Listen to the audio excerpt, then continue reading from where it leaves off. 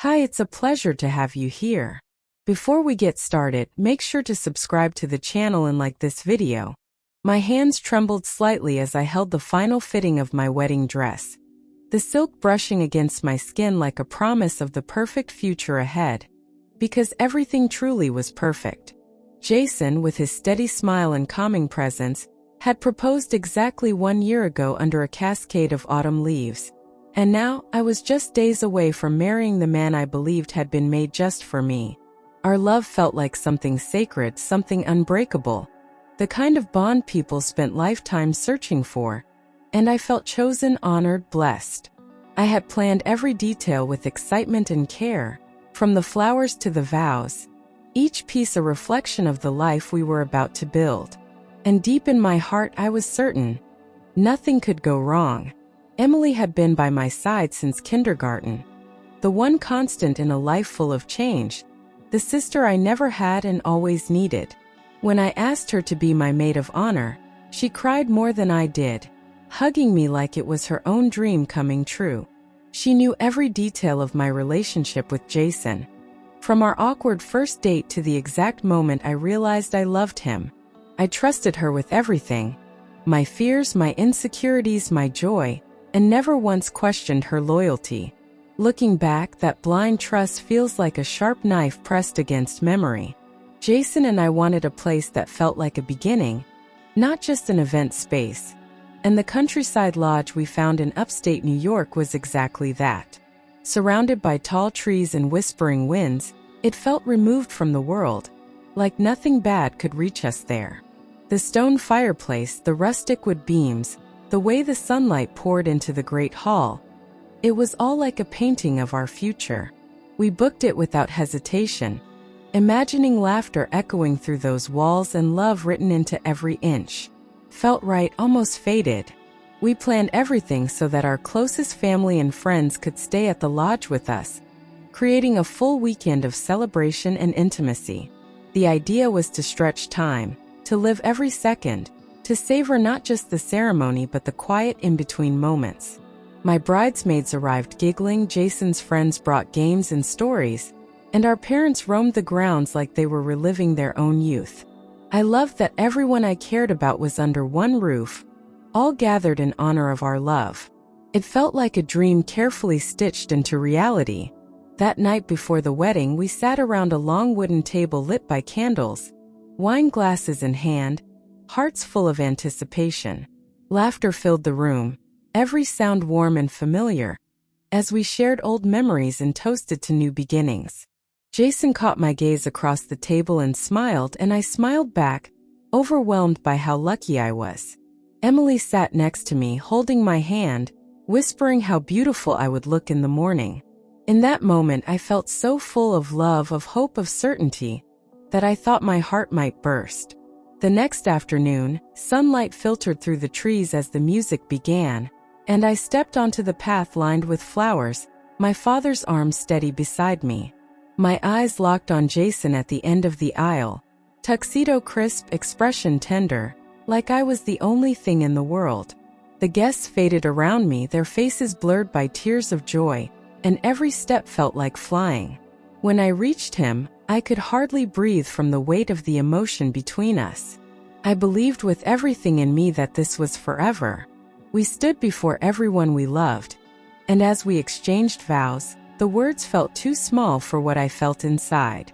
Jason said all the right things, promises of faith, of partnership, of never letting go, and I held on to every syllable like a lifeline.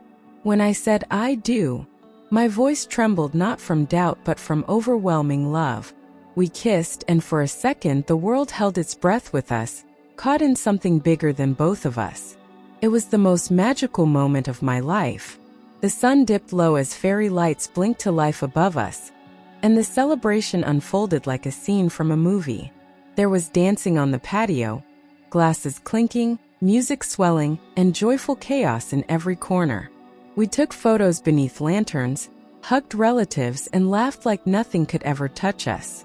Jason stayed close, smiling, whispering things only I could hear, his arm around my waist like a promise.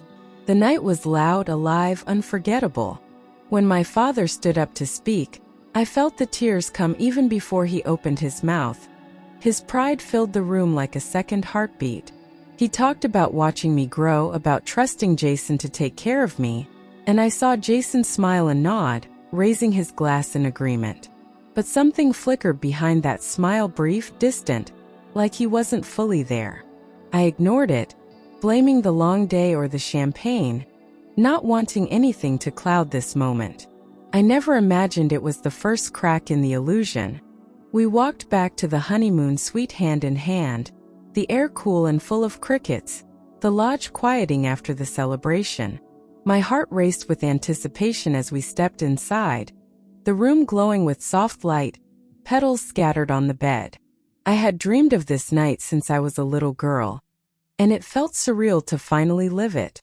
I reached for him, ready to begin this new chapter, but something in his body language had shifted, tense, closed off. I tried not to panic. Jason sat on the edge of the bed, hands clasped, eyes not meeting mine, and said quietly but firmly, "I'm tired." That's all, just that. No touch, no kiss, no warmth in his voice. I froze, confused, unsure if he was joking or if something was wrong. But when I asked, he didn't explain. He just stood up, walked to the twin bed across the room, and laid down with his back to me. My chest tightened as the silence between us grew unbearable. I lay on the bed in my wedding dress for what felt like hours, the petals crushed beneath me as I waited for something, anything, from him. A word, a touch, a sign that this wasn't how our first night as husband and wife would end. But Jason didn't move, didn't turn around, didn't say another word. The silence was louder than any scream could have been, and I stared at the ceiling, tears spilling without restraint. I had never felt so unwanted, so humiliated in my entire life. At some point, exhaustion took over and I drifted into a shallow sleep, my heart still pounding with confusion and pain. But a sudden noise jolted me awake, the creak of the door, soft footsteps in the hallway, the unmistakable sound of someone moving through the lodge.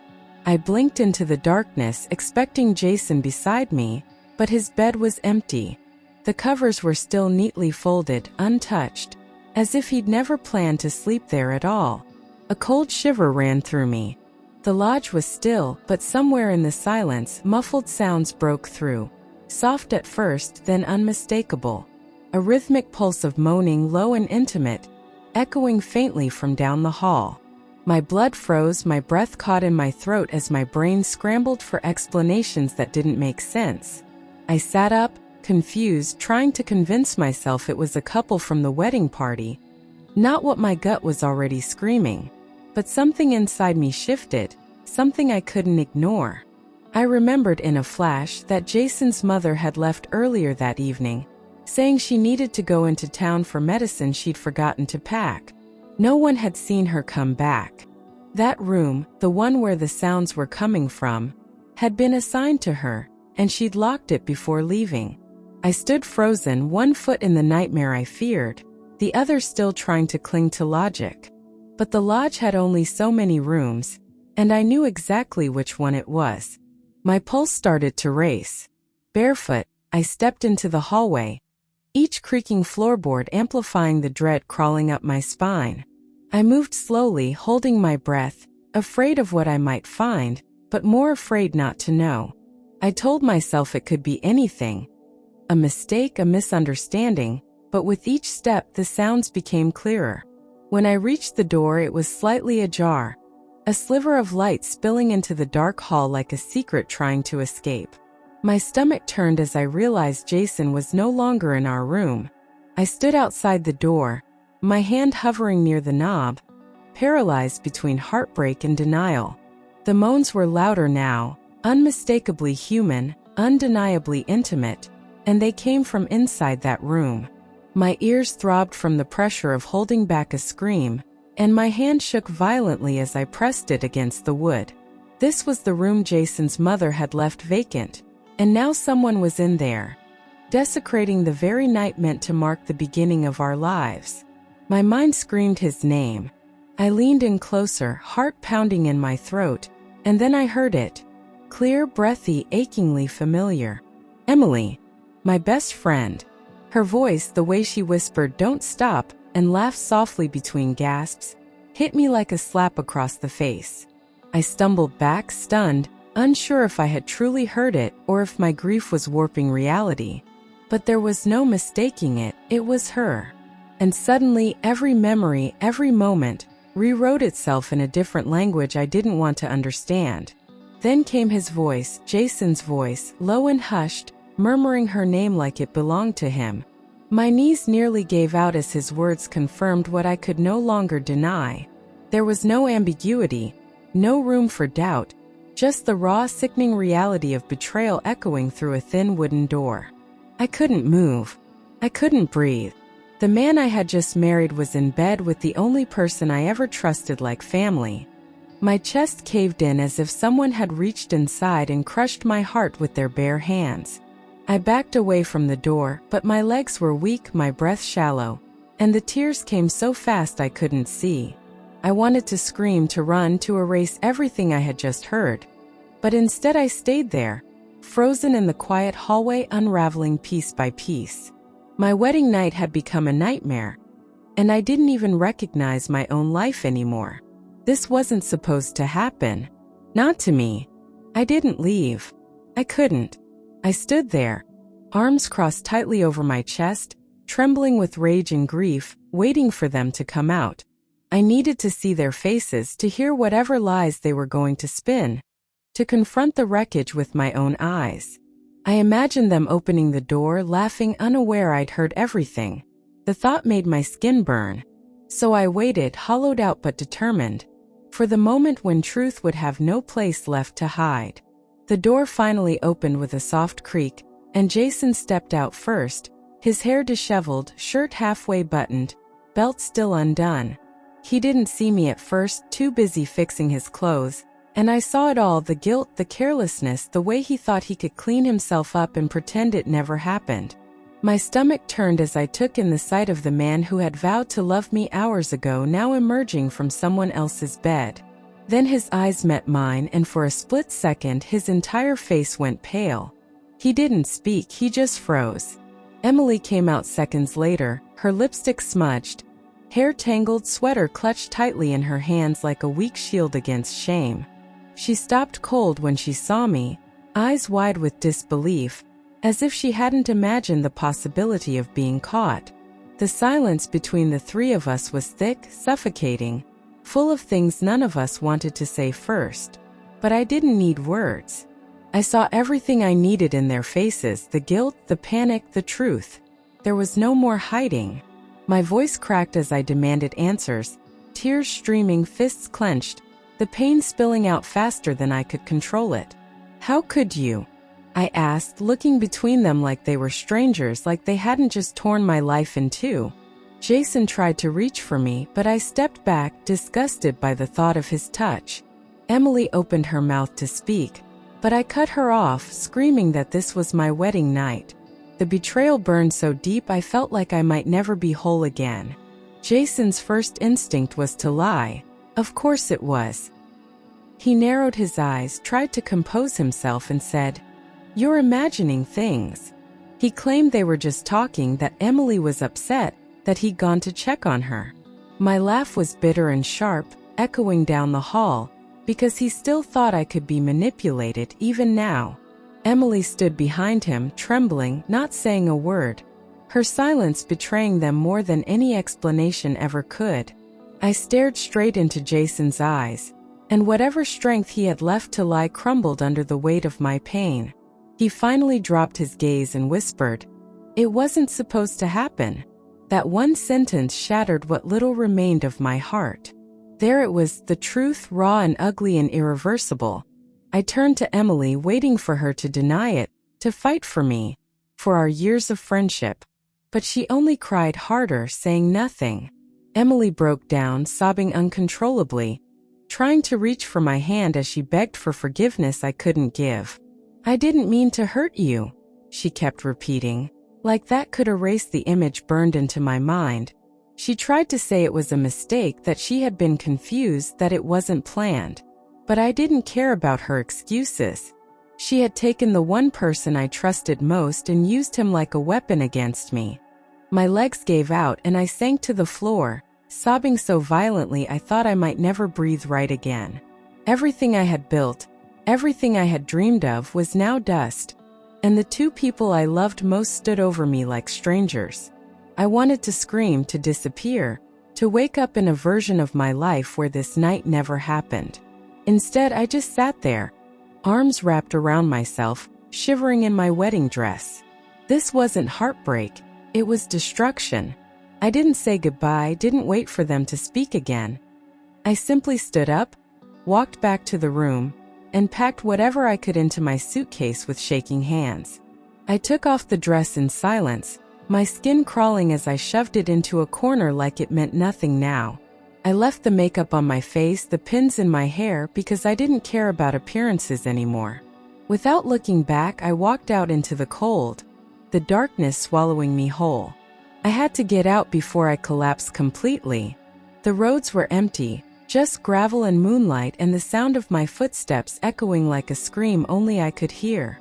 I wandered aimlessly through the nearby streets, clutching my coat around me, barely able to feel my body. I didn't know where I was going or what I was supposed to do. I only knew I couldn't stay. I cried until I couldn't cry anymore. And then I walked in silence, empty, numb. I had never felt so alone. As the first light of morning began to break, I turned around and headed back to the lodge, not because I wanted to, but because I needed to face what remained. The warmth of the rising sun felt like a cruel contrast to the coldness inside me. I walked through the front doors like a ghost, hoping no one would see me, but also hoping someone would, just to prove I was still real. Everything was quiet again, as if the world had reset itself. But I hadn't. The lodge's dining room buzzed with quiet chatter as the guests enjoyed breakfast, blissfully unaware of the storm that had torn through my world hours earlier. My parents were seated by the window, laughing with the bridesmaids, while Jason's groomsmen shared stories over coffee. I stood at the entrance, invisible, watching the people I loved enjoying a morning that was supposed to be joyful. My hands were cold, my stomach twisted, but I knew I had to speak. I couldn't let the lie breathe another minute. I cleared my throat, and the clinking of forks stopped as all eyes turned to me. My voice shook, but I didn't wait for nerves to catch up. I told them I had something important to say, something they needed to hear. I asked everyone to put their phones down and listen, because the truth was no longer something I could carry alone. I could see their confusion, their curiosity, the concern in my mother's eyes. But I didn't flinch. I had nothing left to lose. As I looked around the room, something sharp pierced through the fog in my mind. Jason and Emily weren't there. Their seats were empty, untouched plates sitting in front of them like silent reminders of everything that had gone wrong. The realization that they had left together before dawn hit me with a fresh wave of nausea. Of course they had run. Of course they hadn't stayed to face what they'd done. Cowards always leave before the truth arrives. I took a deep breath and spoke the words that tasted like glass in my mouth. Jason and Emily had been having an affair, and I caught them last night, together in bed just hours after the ceremony. A collective gasp echoed through the room, and my voice broke, but I kept going because someone had to say it. My best friend and my husband had betrayed me in the cruelest way imaginable. I didn't sugarcoat it. I wanted them to know everything. Silence fell like a heavy curtain, mouths open, eyes wide, heads turning toward each other in disbelief. My father dropped his fork, my mother covered her mouth, and the bridesmaids looked around as if trying to make sense of something that couldn't be real. I watched people I loved crumble under the weight of a truth none of them were prepared for. I wasn't the only one shattered. This truth belonged to all of us now. And in that moment we all mourned something. I looked straight at my parents, then at Jason's, and said clearly, I would be filing for divorce immediately, and I wanted nothing more to do with either of them. No second chances, no discussions, no healing between us. I wasn't interested in mending what they had deliberately destroyed. This wasn't a mistake. It was a choice, and I refused to spend another minute living in the wreckage of it. The goodbye was not dramatic. It was final. My parents began to cry quietly, broken by what they couldn't protect me from, while Jason's parents looked like they wanted to disappear into the floor. His mother couldn't meet my eyes, and his father sat frozen, hands clenched around his coffee mug like it was the only thing grounding him. The shame in their faces didn't make me feel better, but it confirmed what I already knew. Even they hadn't seen it coming. Even they were betrayed by their own son. I walked out of the lodge for the last time, not pausing to hug anyone, not waiting for sympathy or comfort. I needed distance. I needed air. My suitcase rolled behind me across the gravel as I left the place that had become my personal hell. I didn't look back because what was there to look at? The dream was dead, and I wasn't going to stand in its ashes. As soon as I got home, I contacted a lawyer and filed the paperwork without hesitation. There was no apology that could rewrite what I had lived through. No reconciliation worth entertaining. I didn't want to hear from Jason, didn't want a letter or a visit or another lie. The marriage lasted less than a day, but the wound would take far longer to heal. Within weeks, Jason had moved in with Emily, as if nothing had happened, as if their betrayal had set them free. They posted photos like teenagers in love, smiling in cafes, holding hands on park benches, pretending their love story was pure. I watched from a distance, silent, detached, refusing to give them my attention, but every image felt like salt in an open wound. They believed they had won something. They had no idea what they truly lost. By the third month of their picture-perfect romance, the cracks began to show. Mutual friends mentioned awkward silences at dinner, cold glances, and Emily complaining behind Jason's back. The chemistry they used to destroy my life couldn't hold under the weight of daily life and shared guilt. They had built something on betrayal, and now the foundation was crumbling. I wasn't surprised. It was only a matter of time before the illusion collapsed. Jason cheated again. This time with a bartender from a downtown lounge, younger, carefree, and completely unaware of his past. Emily found out through a text message he forgot to delete, just like I had found out the truth through a door he left half open. The irony wasn't lost on me. He hadn't changed. He never would. She had taken my place, only to realize too late that betrayal doesn't end. It repeats. Emily's life unraveled in silence. First, she moved out of their shared apartment. Then she lost her job due to repeated absences. No one answered her calls anymore. Not even her own family, who had disapproved of her role in my broken marriage. She became a shadow of the confident woman I once knew, weighed down by regret and isolation. I felt no pleasure in her pain, only a cold, distant sadness for how far we had both fallen. While they fell apart, I rebuilt myself piece by piece, starting with the one thing I could control: my career. I poured all my energy into my boutique, expanding the brand I had built with so much care, refusing to let pain define my future. The work gave me purpose, focus, and slowly, it began to fill the space where love had once lived. Every new client, every successful launch, felt like a quiet triumph. I was no longer surviving, I was creating again. Within 2 years, I had opened 3 new locations, each one a testament to my resilience and determination. Articles began to feature my story, how I turned heartbreak into a thriving business, how I found strength through reinvention. Clients came not just for the clothes, but for the energy they felt when they walked through my doors. I was respected, admired, and finally at peace with my past. I had become the woman I once dreamed of being. Time did what it always does. It softened the edges, dulled the sharpest memories, and brought me a quiet kind of peace. I no longer woke up angry or heartbroken. I no longer looked back with longing. The pain still lived somewhere inside me, but it no longer controlled the rhythm of my days. I had found my footing, and I walked confidently in a life that was fully mine. 3 years later, I was healed. I met David at a business conference in Boston. He was calm, thoughtful, with a quiet strength that drew me in instantly. He wasn't flashy or overly charming. He simply listened, asked questions, and looked at me like I was worth knowing, not just admiring. We talked over coffee about work, about travel, about life. And by the time the day ended, something had shifted in me. It wasn't love at first sight. It was something deeper. A beginning without pressure. David didn't rush things. He called when he said he would, made plans with intention, and showed up fully present every time. His kindness felt safe, his attention never demanded, and for the first time in years, I felt seen without having to perform. We built something slowly, carefully, grounded in truth, not fantasy. And as the months passed, I realized I was falling, not blindly but bravely. This was love without destruction.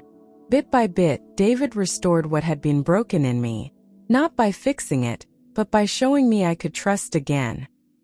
He never asked about Jason or Emily unless I brought it up, and when I did, he listened without judgment, only offering his presence. I started to believe in loyalty again, in shared goals, in quiet support that didn't come with conditions. He didn't need to promise forever.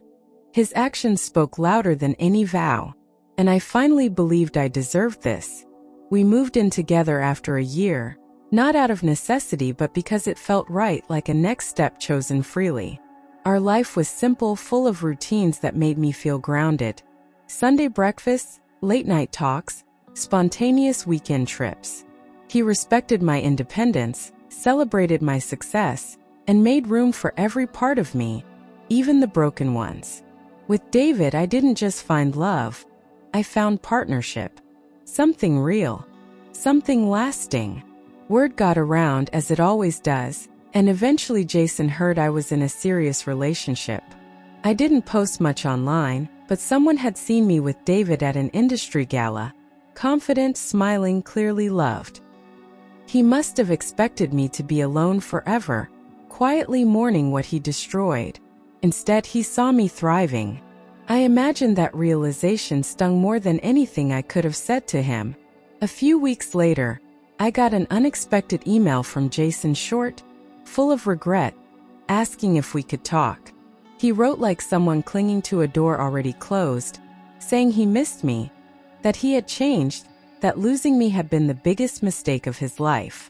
I stared at the screen for a long time, not angry, just tired. It was always going to come back, I knew that.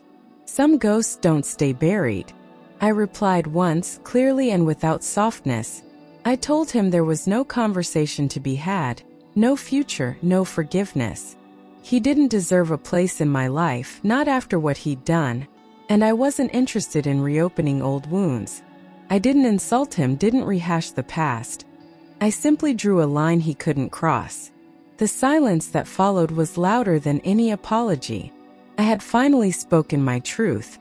He tried calling once, but I didn't answer. He left no voicemail. Just a missed call sitting quietly on my screen like a final attempt. There was no part of me that felt tempted to respond. I had already lived through the fire. Why would I step back into the smoke? Letting him go wasn't painful anymore. It was peace. Later, I heard from mutual friends that Jason was angry, blaming me for moving on so quickly, as if I owed him more pain. His pride couldn't handle the reality that I had healed without him, that someone else now loved me in all the ways he never could. But his bitterness didn't touch me. I had outgrown his chaos, his manipulation, his fragile ego. His anger was no longer my burden to carry. For the first time in years, my life felt quiet, not empty, just calm. The kind of stillness that comes when you stop expecting the past to fix itself and start living in the present. I filled my days with work, love, and laughter, not because I was trying to forget, but because I had finally remembered who I was. I had built something solid, something real, and it was mine. David stood beside me not just in the good moments, but in the hard ones, when memories resurfaced, when fear crept in, when doubt whispered. He never flinched. He held space for all of me, never trying to erase the scars, only honoring them as proof of my strength. I had loved before, but never like this. With him I felt safe, seen, and whole.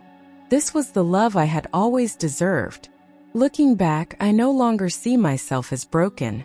I see a woman who walked through fire and emerged standing. I learned that betrayal doesn't define you. How you rise from it does. I learned to trust myself again, to choose peace over patterns, to walk away when love becomes poison. Life didn't go the way I planned, but it led me to exactly where I was meant to be. That's the real victory. Today, I tell my story not with bitterness, but with clarity, because what once destroyed me no longer holds power over me. I wear my past like armor, not shame, and every step forward is rooted in self-respect. I am loved deeply, not just by someone else, but by myself. I built this life brick by brick, wound by wound. And that is my happy ending. What happened to me could have broken anyone. But I chose to rise, to rebuild, to believe in joy again. I am not a victim of betrayal. I am the author of a comeback. And if anyone ever wonders who I became after it all, the answer is simple. I became someone unstoppable. The pain didn't win. I did. Some days, when the house is quiet and the light pours in just right, I sit with a cup of tea and reflect on the woman I used to be.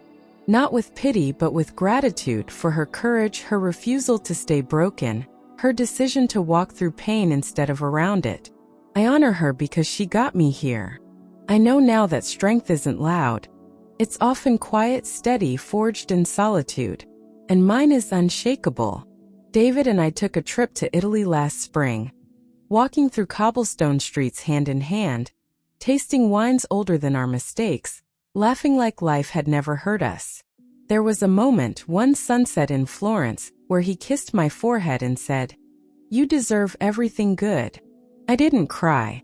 I smiled because I believed him. That was the difference. I believed him. And I believed in myself. I've learned that forgiveness isn't something you give to others first. It's something you give to yourself. I forgave myself for not seeing the signs, for trusting too blindly, for wanting so badly to believe in forever that I ignored reality. I stopped carrying the shame of someone else's choices. Their betrayal wasn't a reflection of my worth. It was a reflection of theirs. That truth set me free. Emily reached out once more. An email full of apologies, updates, desperate attempts to reconnect. I didn't respond. Not out of hatred, but because I had nothing left to give her. She belonged to another chapter, one I had already closed with ink so permanent it could never be rewritten. Some doors aren't meant to reopen. Some wounds stay sealed for our own protection. I built boundaries the way I once built dreams, with care, with intention, with love. Not to keep people out, but to protect the peace I had fought so hard to earn. I don't explain myself anymore. I don't shrink to make others comfortable. I show up as I am, and those who stay are the ones meant to be here. The rest fall away, and I let them. Love with David isn't loud or chaotic. It's quiet hands in mind, soft encouragement on hard days, and a kind of loyalty that doesn't need to be proven. It just is. We've built a life filled with gentleness, shared vision, and deep respect. There are no masks between us, just truth. And in that space, love thrives. When people ask me how I made it through, I always say the same thing: I chose myself. Over and over. Even when it hurt. Even when it felt impossible. I stopped chasing people who didn't value me, and I started becoming the kind of woman I once looked up to. Healing isn't linear, but growth? That's inevitable. When you refuse to stay small. I kept the wedding dress in a box for a long time, not out of sentiment, but as a reminder of everything I survived. One day, I donated it quietly to a women's shelter, hoping it might become something new for someone else. Not a curse, not a symbol of betrayal, but a beginning. Let someone else write a new ending. Mine was already complete. We've talked about marriage, David and I. There's no pressure, no rush, just an understanding that we're building something meant to last. If it happens, it'll be on our terms, with honesty at the center and love as the foundation. No fairy tales this time, just real grounded joy. And if it doesn't happen, that's okay too. We already have everything we need. This story began with a broken heart, but it ends with freedom, with power, with a woman who refused to be defined by what others did to her. I reclaimed my life, my voice, my peace. And that, more than any vow or wedding, is the real love story. The one I wrote for myself. The one I live every single day.